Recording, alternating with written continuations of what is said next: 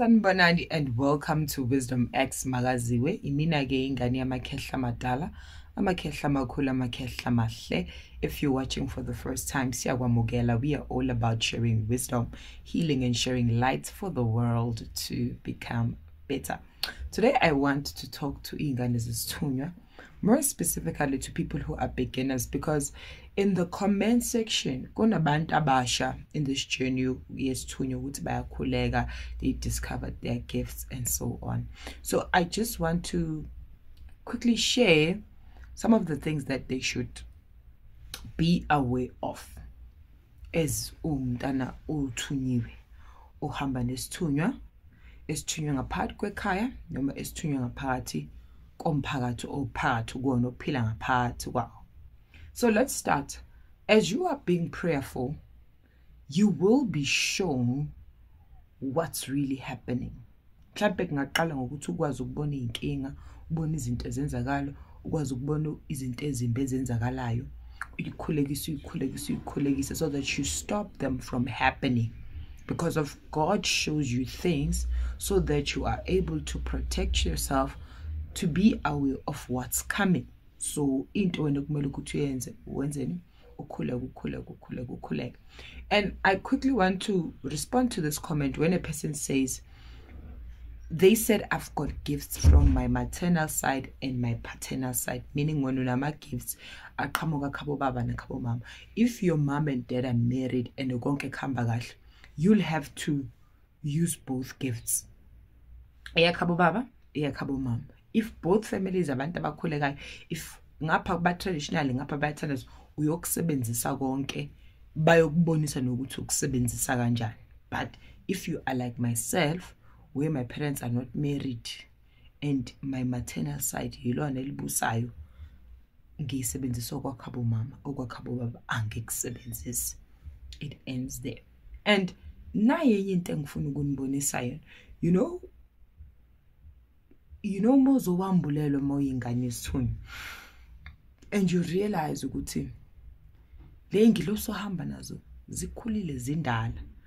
And it's very much important ma umuntu okhethekile to understand your responsibility, because of ukhethiwe ekhaya ukuthi kube wena omele ekhaya, uba mdala kubo bonke abantu. You even become old even to your parents. But asisho ukuthi uma sothiwa umdala ukuthi manje kumele udelele umzali wakho kumele wazi ukuthi yini umzali wakho. Kodwa la phambuka khona kuzomela ukuthi ukwazi ukumbonisa, hayi umbonise ngearrogance, hayi umbonise ngokuphapha, umbonise ukuthi kodwa cha mala mina ngiyibona kanje. There are people who are counsels in their own homes ukuthi makunenkinga evelile or kunento eyenzakalayo, wena ophakama ekhaya okhulumayo ukuthi kumele kube kanje. Usuku ukhethiwe lapho ukuthi urepresente ingilosi eyiphila ngaphakathi kwekhaya, abavikeli bekhaya bamisa wena ukuthi akubo wena oba umlomo wabo obakhulumelayo izinto makumele ukuthi zihambe. Nayi into ekumele ukuthi uyiqaphele, abantu bese bewabonile amandla wakho ukuthi angakanani. Abantu, they can try and twist and turn your power kube ngathi wena umuntu odelelayo, kube ngathi umuntu nje ongekho right. Kodwa yini into yokusiza, yini into yokusave from all of that drama? It is prayer, because of your guides and God himself. They'll forever come to you and show you what's coming and show you what to be aware of, or yini into abantu abayifunayo from wena, yini into abantu abayimela ukuthi wena ukuthi uyenze. Because of vele people bahlezi begxeka and they are always waiting for bad things to start to come from you, wena the chosen one.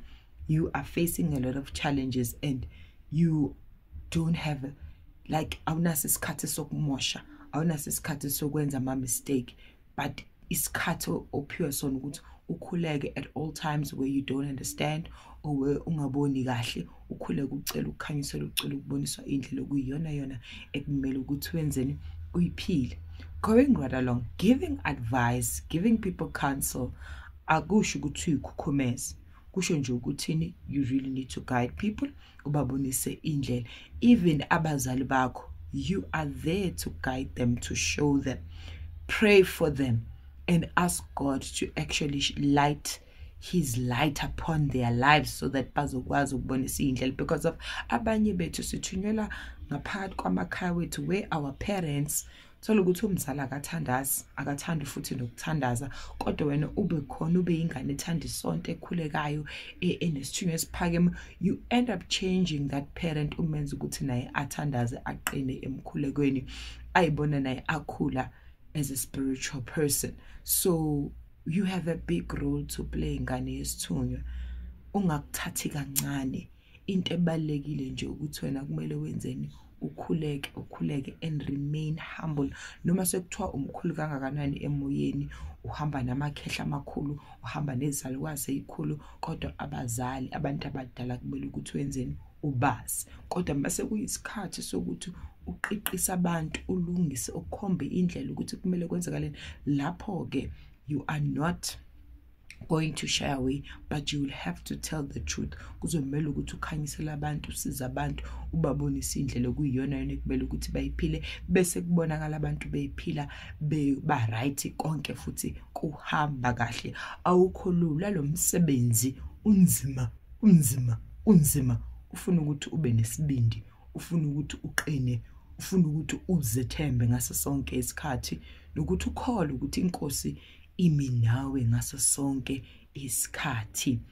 People will try and twist your relationship yakho nabazali bakho ukuthi kube nama clashes, kodwa let me tell you something, inkosi ayikuphanga igift ukuthi uxabane nabazali bakho. Cha, ikunikezele lesi siphiwo sokwazi ukuthi ukwazi ukubabonisa indlela, ukwazi ukubabona, bakhanyisela ukuthi kwenzakala kanje, and laba bayenza izinto ezi-wrong, uvike abantu bavikele, inkosi igcine seyithatha isinqumo sokuthi isombulula kanjani. Awukho lula lo msebenzi ngisasho namanje, ukudinga ukuthi uhlale uhlezi ukhulekile, uzinzile, uyinikezele nje enkosini, khona uzohlezi u-alert on everything that is happening in your life. Ngiyanithanda kanti futhi ngiyanibonga. Amen. Akube umusa ngaphakathi kwamakhaya wenu.